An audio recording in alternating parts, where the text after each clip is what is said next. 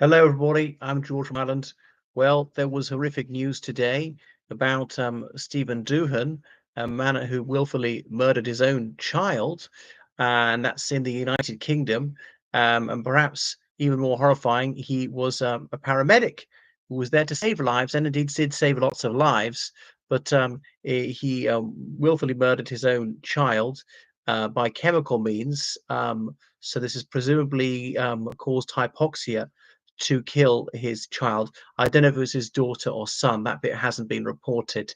And so he was found guilty in the High Court in Glasgow. But unfortunately, he was not charged with the crime that he, in fact, committed, the most serious crime, because he got off relatively lightly with a 10-year prison sentence, despite it being murder, because they charged him with something else. And that was a crime that he committed against the mother, which was indeed a grave crime. And this unfortunate woman, she thought she was had joy awaiting her. She was carrying their daughter, a son. She's going to be delivered of their child, and the child was murdered in her womb because her lover, that's what she thought he was, he had administered this noxious thing to her without her knowledge or consent, and that caused the death of her child. So I'm very glad that Mr. Doohan will at least get an installment of justice, 10 years, 6 months. He was married, he was in a liaison with this woman who's obviously not been named. And then he impregnated her. He was married when he met her, began this relationship with her. Now, I'm not judgmental about that. I mean, I don't care about the infidelity. Some people would, but that if it doesn't really harm people, harms them emotionally, maybe psychologically a little bit. But I'm talking about real harm, as in deliberately killing a total innocent person, and that's caused murder. So notice how it's been reported. Because it was the father did this, they call his victim a child. When it's the mother who does this, they call the victim a fetus or embryo, impliedly saying this person is not indeed a person. And she would usually get off scot-free. There would be not to even investigate this crime would be seen to be as unfair to her, but no injustice be done to her. And she would often boast about it. She can get promoted, awards. She'd be held up as a heroine, as though it's valiant to willfully murder the most innocent person of all, those who are defenseless, those who can't even run away. And that shows how misandrous the legal system is, and the statutes are, that when fathers do this, they get heavy punishment, and they should do. But mothers usually get off scot-free.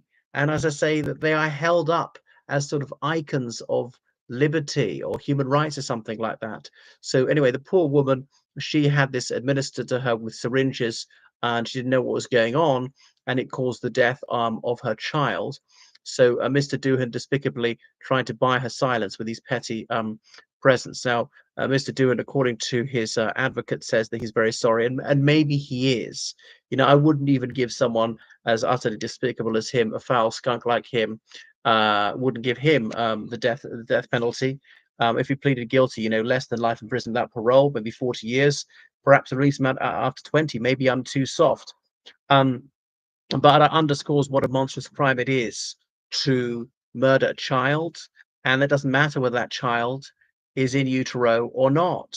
A person is a person. People are people, aren't they? Life is life, isn't it? And then we have all these abortionists are telling us, no, no, no, people aren't people.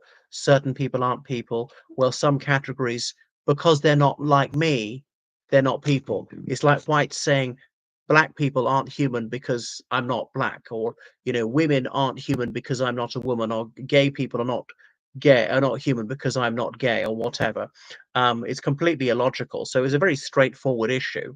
There are children and there are murderers, and if I have to choose sides, it is not difficult. I do not have to ask myself whose side I am on, the innocent or the guilty.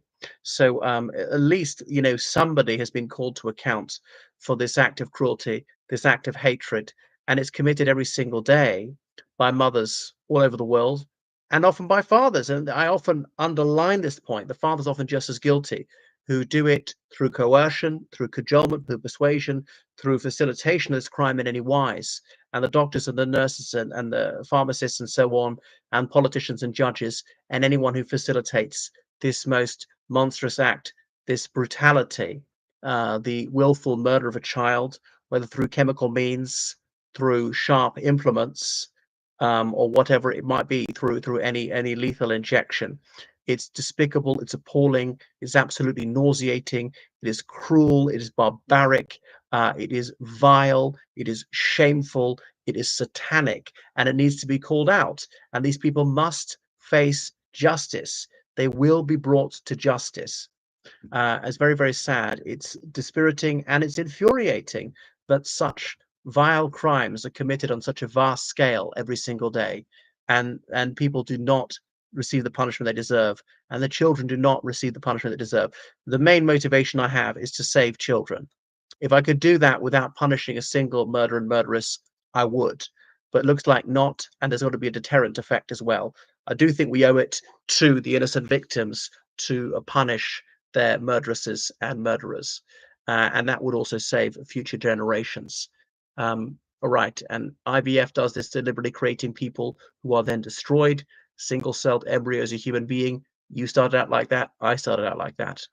Thank you very much more to my channel. Make sure you subscribe and donate on PayPal, georgecallan79@gmail.com, Patreon, and do what you can to save kids.